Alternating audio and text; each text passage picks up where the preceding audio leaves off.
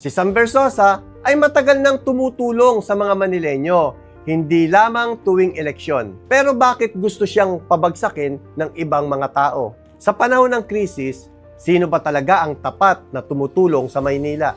Si Sam na nagbenta ng kanyang ari-arian para tumulong sa ating mga kababayan o ang isang tao na ibinenta ang ari-arian ng Maynila upang itulong di umano sa ating mga kababayan? Hindi siya nag-antay ng eleksyon para lamang makatulong. Siya mismo ay naglabas ng 100 million pesos mula sa kanyang sariling bulsa para sa mga medical supplies, ayuda at bigas na ipinamahagi sa buong Pilipinas, hindi lamang sa Maynila. Habang ang ibang politiko ay nagbebenta ng ari-arian ng Maynila, ngayon yung iba, binabaliktad nila ang kwento. Kanilang pinalalabas na kaya ito ginagawa ni Sam Versosa dahil sa eleksyon. Pero ang tanong ko, sino ang nagbigay ng sariling yaman upang tumulong?